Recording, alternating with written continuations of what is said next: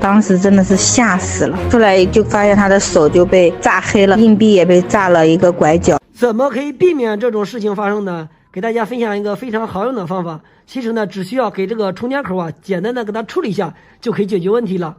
如果不处理的情况下呢，刚才视频我们也看到了一个小孩是吧？他用一个硬币塞到这个充电口里面了。当塞进去以后这个两条线它就会短路，这样呢就会听到砰一声，然后非常非常的危险。所以呢，今天给大家分享这个解决方法呢也非常简单只需要呢一个这样的小黑豆，把它接在这个充电口上就可以解决问题了。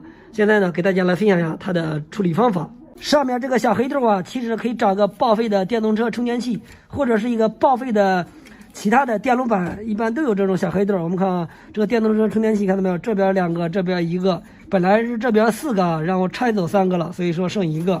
这个呢也是一个报废电动车充电器，我们呢只需要拆个这样的小黑豆就可以了。如果没有电烙铁的朋友，可以用剪刀把它剪下来也可以。好，我们先拆一个。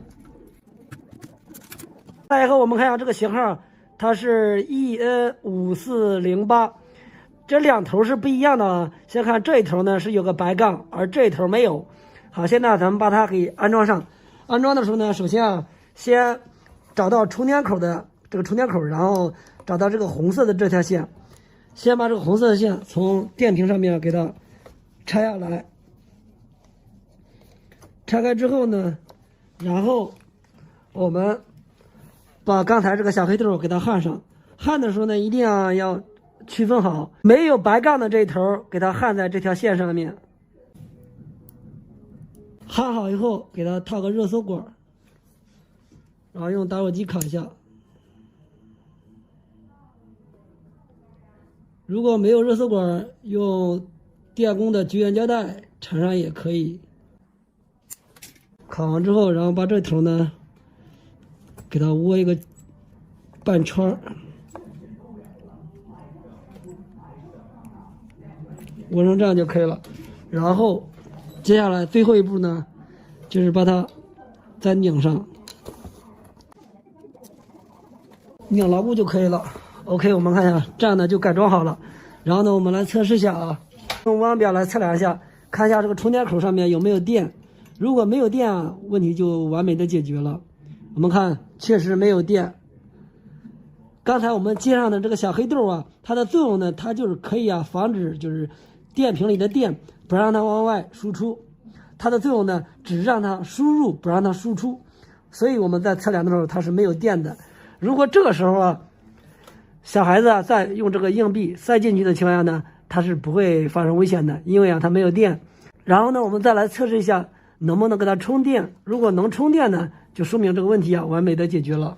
我们来看一下，没充电的时候是绿色的灯，把这头插上来看一下，可以变成红色的灯，说明它可以正常充电，就这么简单，这问题就解决了。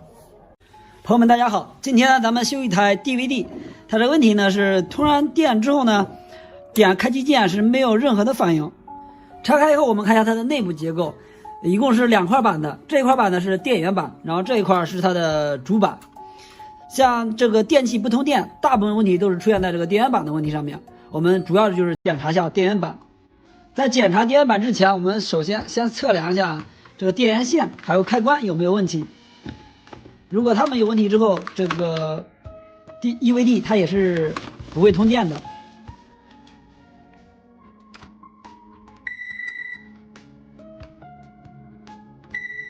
电源线是没问题的，然后再测量一下这个开关，开关也是没问题的。像这种情况应该就是这个电源板的问题了。我们把这个电源板给它拆下来，先看一下。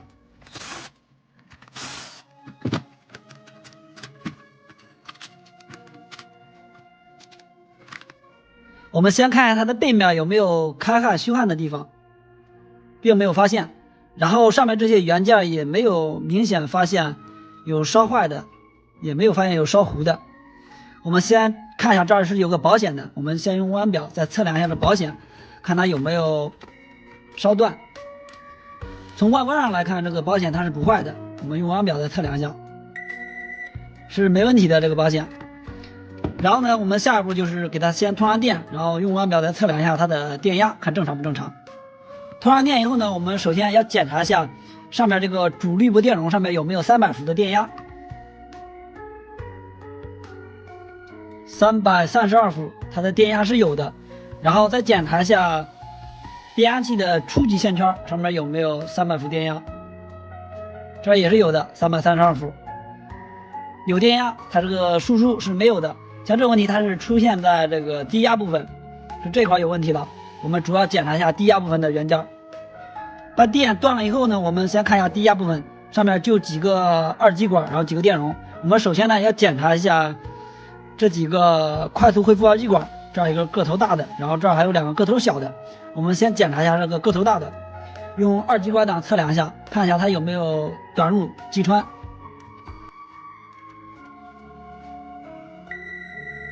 好像已经击穿了这个，我们先把它拆下来以后再测量一下。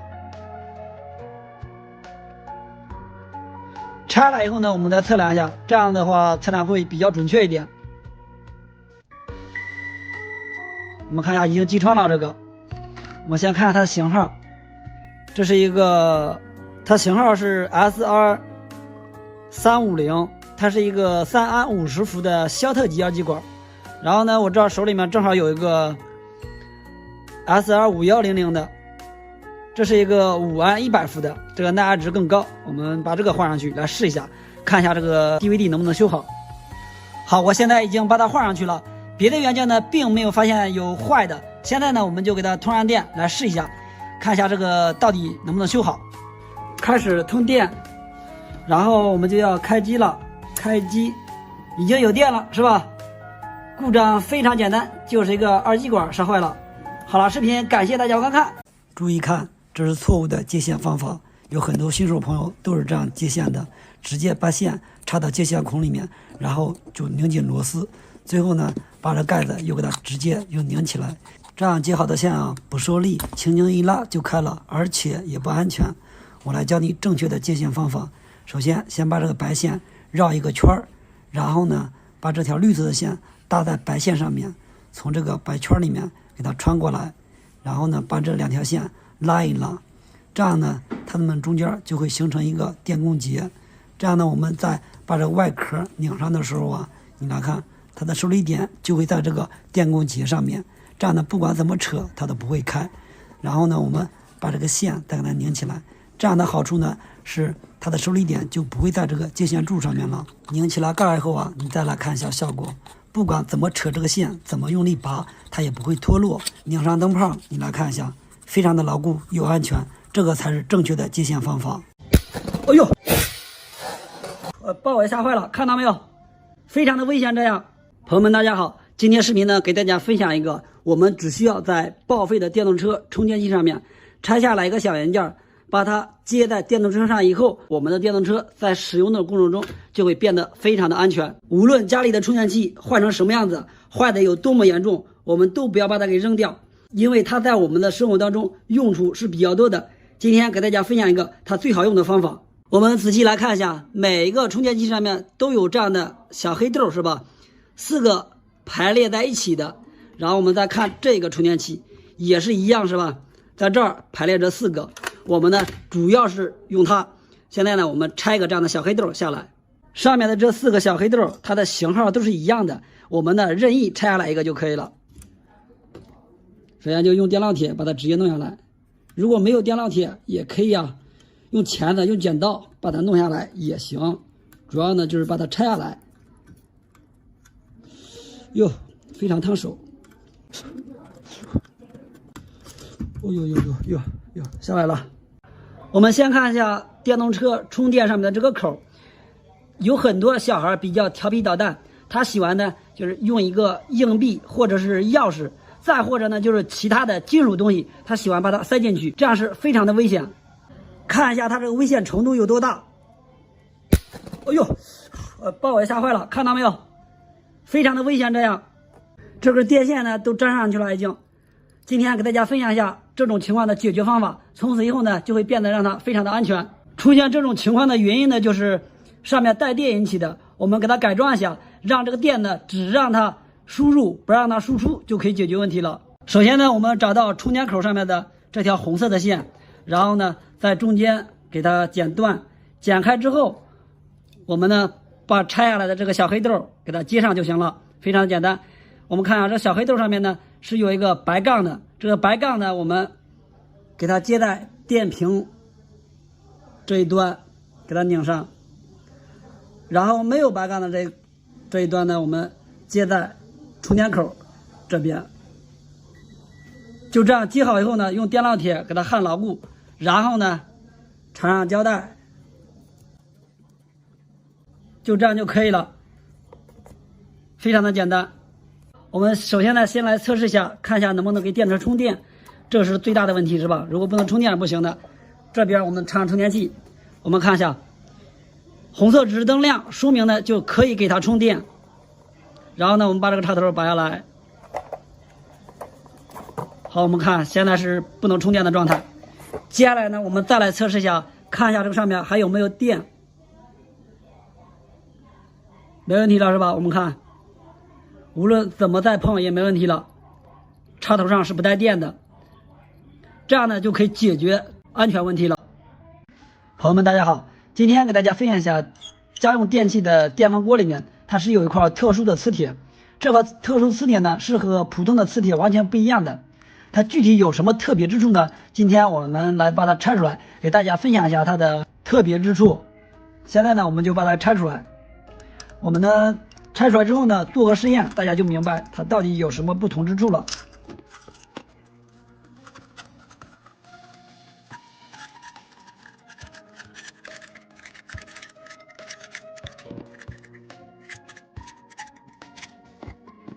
就是这块磁铁，从外观上我们看着它是没有什么特别之处。现在我们把它再拆下来，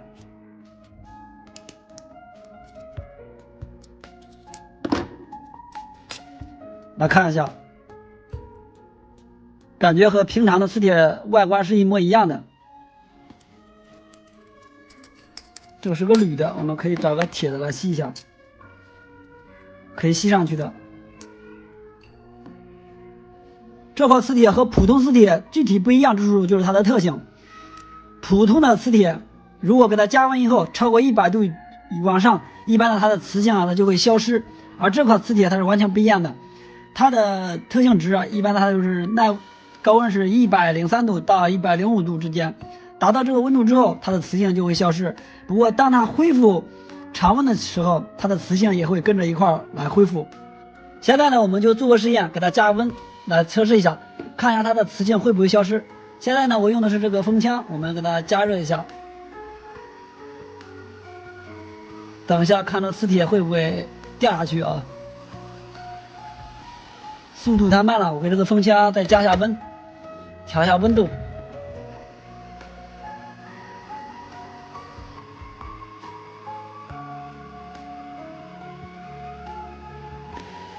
掉下去了是吧？磁性消失了，我们看还有一点磁性，不过没有了，几乎都是没有了。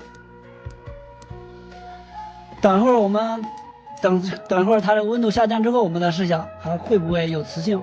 现在呢是没有了，吸不上去了，看是吧？没反应了是吧？磁性消失。好，现在过了有20来分钟了，这磁铁应该已经凉了。我们试一下有没有磁性了。看磁性，它现在呢已经恢复上去了。这磁铁还是比较有个性的啊，磁性可以消失，也可以恢复。好了，视频今天就感谢大家观看。用一个打火机就能焊接的万能焊条，真的好用吗？先看一段视频。是一种新型焊接材料，铜铝耀锌焊丝条，它可以焊接银铜铁铝，用的时候只需拿打火机点燃就可以了。它是通过自身燃烧来焊接，操作简单强度。买回来了，现在咱们把它给拆开来测试一下，看一下这个万能焊条到底有没有这么好用。就这个小东西，我们看啊，这边还有一个用途啊，上面写的是专业焊补铁铝铜管不锈钢，还有竹木陶瓷塑料圆形件各种器材，说的非常的好用啊，种类比较多。咱们看一下啊，这个内部2根，哎，我要的2根，怎么给我发的这3根啊？好像这个是断的，然后从这个外观颜色看着像是金属的，但是呢这个重量非常的轻，它应该不是金属的。先找块磁铁来测试一下，并不稀，说明它不是金属的。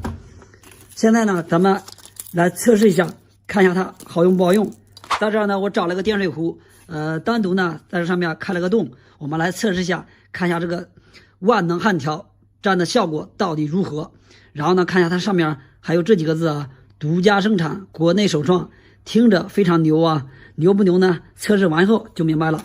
首先啊这个东西呢使用的时候非常简单，只需要用个打火机就能把它给烤化。然后呢我们开始来测试一下，先焊这个，把表面先给它清理一下，清理干净以后打火机先点着，给它先烤一下，这样一烤就化了，看到没有？很轻松就化了。然后这个烟有点硫磺的味道，现在看不清是吧？其实呢这个万能焊条呢已经要燃烧了，使用起来还是非常方便的。但是它这个效果好不好呢？我们测试完以后才能知道。OK， 现在已经把这个洞堵住了，看着它已经冒泡沸腾，像要着火的样子，它真着火了。看来使用这个东西它非常危险。不是，这个家伙还是燃烧了半天。我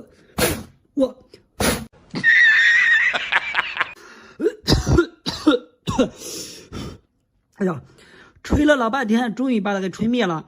上面这个东西呢已经燃烧完了，才把它吹灭。我好像这个操作有点失误接着再来焊一下测试一下。这一次把它焊完以后，直接先给它吹灭，然后让它长，让它已经翻车。这次决定翻车，这个好看。好了，这次焊成功了。我们先让它冷却一下，等冷却完以后，测试一下它的强度到底粘的牢固不牢固。现在呢已经过去10几分钟了，温度呢已经降下来了，没有温度了。我们来测试一下，看一下这个东西焊的到底牢固不牢固。先敲这边，不行轻轻松松的就把它捅了个窟窿。看来这个东西非常的不靠谱妥妥的是智商税，还感觉没有胶水粘的牢固呢。所以说这个视频呢大家要点赞转发一下，让更多人都知道这个东西不可用。用一个手机充电器就可以电镀铜，平时家里的工具或者是钥匙生锈了怎么办呢？我们给它上面镀上一层铜，这样呢以后再也不用担心它生锈了。你看这些钥匙生锈的也非常的严重，那怎么用这个手机充电器来给它镀铜呢？操作方法非常简单，我们来看。首先呢我们先找一个容器，塑料的，然后呢我们就用这个检测液，用这个东西就可以镀铜。这个方法呢非常好用，给大家呢来演示一下。我们来看，像这种浓度比较高的检测液呢，我们给它1:1兑点水，就可以简单的制作一个镀铜液。然后呢我们把它先放到这边，接下来呢我们把手机充电器拿出来，需要找一条报废的手机充电线，我们把它剪开后，这里边呢只留下黑色和红色就行了，我们只需要给它上面接2条线就可以了。我们在红色的上面接个夹子，有夹子呢使用的时候会更方便，用胶带缠一下。然后呢在这条黑色的线上面也接个夹子，我们看就需要接2个夹子，操作就完成了。然后呢我们接下来来看，在这个黑色的夹子上面我们夹上需要镀的东西。你看这个钥匙生锈了是吧，比较严重，我们呢就把这个钥匙开始镀它，把它夹上，然后呢放在这个调制好的这个镀铜液里面，放进去以后，然后呢这个红色的夹子呢我们夹一段铜，没有这个铜就是找一个铜电线、硬电线也可以，弄点铜丝也行。我们把它放在这个容器里面，然后呢我们把手机充电头插上就可以电镀铜了。我们仔细看一下上面的变化，你来看，插上去以后呢立马上面这个钥匙周围就开始很多的小气泡，现在呢就开始镀铜了。我们来看它的原理呢，就是把这个铜镀到这个钥匙上面，镀的时间越长，钥匙上面镀的铜就越厚，它就越不容易生锈。好，现在呢已经镀了5分钟了，我们把钥匙拿出来看一下读的效果怎么样。我们看这个钥匙已经明显发黄了，是吧？然后呢，我们把这个铜也拿掉，我们用纸都给它们来擦一下，看一下效果。我们再看一下这个钥匙，你看，白色的现在变成黄颜色了，是吧？现在呢，已经变成铜颜色了。然后呢，再看一下铜管上面的铜明显已经变薄了，就是铜管上面的这个铜啊，已经镀到这个钥匙上面了。这样呢，再也不用担心钥匙生锈了以后。微信长按2秒钟隐藏着10大功能，很多朋友可能都不知道，给大家分享一下，在我们使用微信的时候，这些功能都非常好用。第一种就是打开微信快捷方式，长按微信图标2秒钟，然后就出来很多种快捷方式。第一种就是我的二维码，打开这个二维码之后，朋友添加我们为好友的时候，就可以直接扫我们添加好友了。第二项就是扫一扫，在我们付款的时候，或者是添加朋友为好友的时候，点击这个扫一扫就可以了。然后下面这儿是收付款，当我们收款或者是付款码的时候啊，点开这个就会出来我们收款码或者是付款码。然后再讲一下第二个隐藏功能，建议大家收藏一下这个视频，方便以后忘记了还能接着再观看。第二个隐藏的功能就是可以语音转文字，假如我们在不方便听语音的情况下，或者是在开会啊，或者一些情况不需要听的情况下，我们也可以把这个语音转为成文字来看，也是可以的。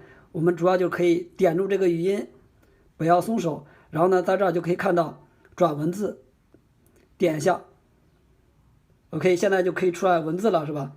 第三个隐藏功能就是提取文字，假如这些文字我们需要用的情况下，一个一个的往上面打出来的情况下是比较麻烦的，所以呢，我们也可以把这些文字直接提取到手机上面。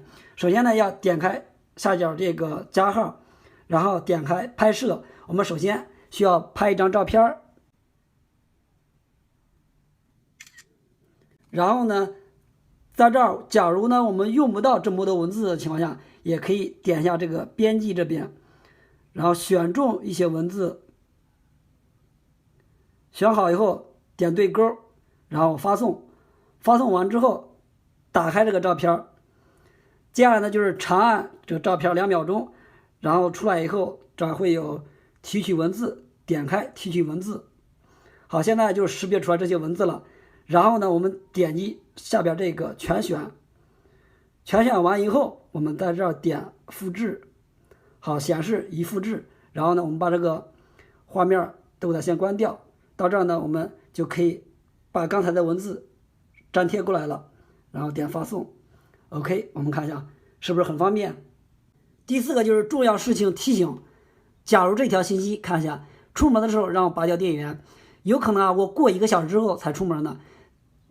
害怕自己忘掉怎么办呢？其实啊，也可以把它设置成重要提醒，长按2秒钟，然后这儿有个提醒，点开它，在这儿呢可以设置今天或者明天，还有就是1小时、2小时之后，在这儿呢就可以设置我啊就是1个小时就要出门，所以就设置今天1个小时之后，然后点提醒，设置完以后过1个小时它就会有铃声提醒，这样就不会忘记了。第5个就是相关表情功能。别人发了一张表情，我们没有合适的怎么跟人家回复，首先呢我们就点开这个表情，然后呢在上面会出来相关表情，然后点一下，接下来呢下面出来的这些都是相似的，然后找一个发送过去就可以了。第6个隐藏的功能就是视频静音播放，假如我们还是就是在一些场合不适合放出来声音，我们想看这个视频怎么办？我们也可以长按住这个视频，然后呢就会出来静音播放，我们点开它就可以静音播放了，没有声音这个时候。第7个隐藏的功能就是搜一搜，在输入框这边长按不要动，然后呢就会出来搜一搜，点开它，在这呢可以搜索表情、视频、文章、音乐等，输入好歌曲名字，然后点击搜索。假如需要这首歌曲，然后直接点发送就行了。第8个隐藏功能就是艾特好友，在微信群里面，如果想和他说话，按住他的图像不要动，然后在输入框直接就出来他的名字了，然后在这儿打上字发送过去，这样呢他就会在第一时间得到消息提醒。第9个功能就是屏蔽朋友圈，像发这些信息我们都不愿意看，这个时候呢我们就可以把它给屏蔽掉。假如想屏蔽它的情况下，就点住这个图像，然后呢在下边会出来设置权限，打开它，在这儿有一个不看它，把这个开关打开，这样以后呢，它再发一些信息，我们就收不到了。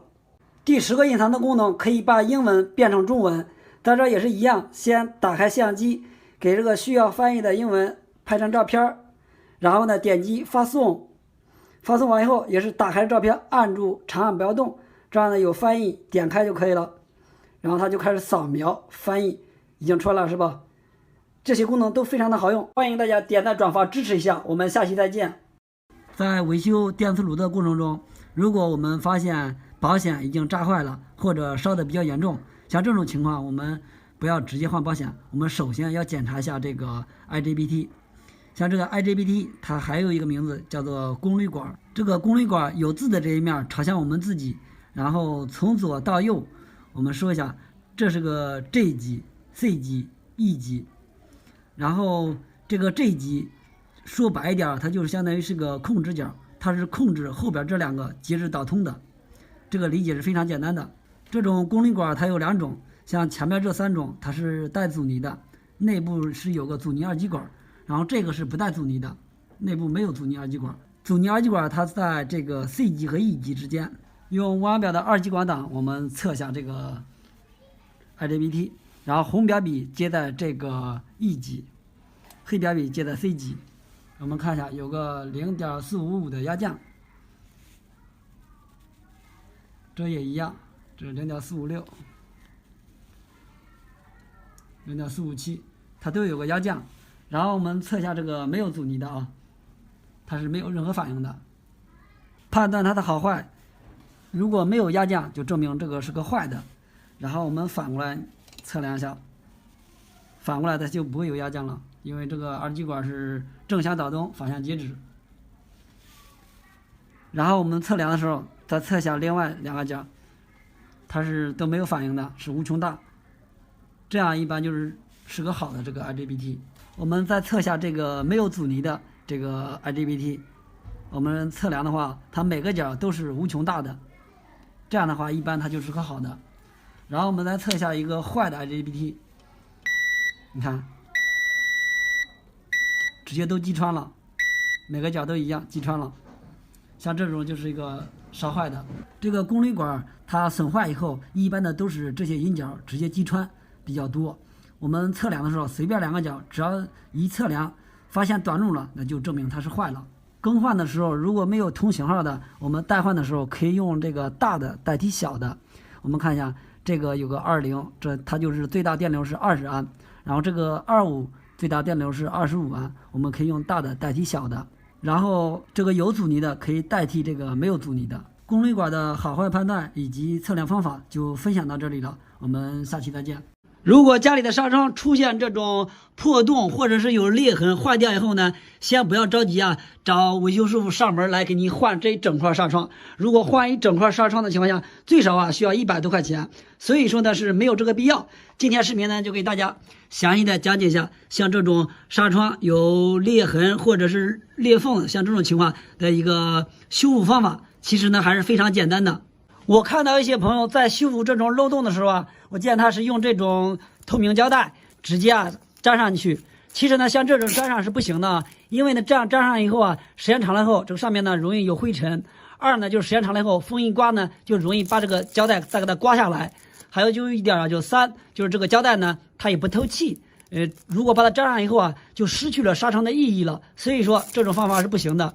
我给大家分享一个特别简单而且又好用的方法，修复好以后啊，不仅美观牢固，而且呢它也透气。修复的时候呢，咱们先把这个框呢给它拆下来，这样的话修复的时候就会更加的容易。拆的时候呢，直接往上面拔上去以后往外一转下面，然后就掉了。首先呢，我们先看一下这个漏洞啊，它分为2种情况。第一种情况呢是它不缺少，直接这个缝隙呢可以对到一块儿，像这种情况我们就可以直接用胶水给它粘上。然后第2种情况呢，假如呢这个纱窗这儿破损的比较严重，缺少一块的情况，像这种情况呢，我们就需要选用另外3种维修方法来解决这个问题。然后呢，先看一下这个孔呢大概有多大的距离。接下来呢，就是在这个纱窗边上这个多余的这边这个可以给它裁下来一点，然后呢可以用它来修补这个漏洞。这个方法呢就是属于就是拆东墙补西墙。如果安装这个家里安装这个的时候还有多余的下脚料的情况下，也可以从这儿先裁下来一点，然后胸部这儿也可以。我这儿呢正好有个下脚料，咱们就用这一块给它裁个大小合适的，能稍微大一点，不要太小了。好，裁完以后咱们看一下，比一下还是可以的。到这儿呢，有些朋友可能会说，用针线把它缝起来就可以了。但是呢，像我们这些男同志针线活一般都不会，是吧？但是呢，我们是有比它更好用的方法。方法呢，一共有3种，最后一种最好用。首先咱们先从第一种开始，把这个给它粘上去，粘这一圈就可以了。根据个人情况，可以选择这3种方法。首先，咱们先把第一种方法先测试一下，然后呢，给大家再分享第2种、第3种。其实第3种是最简单的，也是最美观的。好，咱们把这一圈就这样打完了。打完胶以后把这个窗户咱给它装上来看一下效果怎么样呢？我们看一下是不是非常美观，而且也特别牢固，是吧？它还防水，然后呢也不影响它的透气性。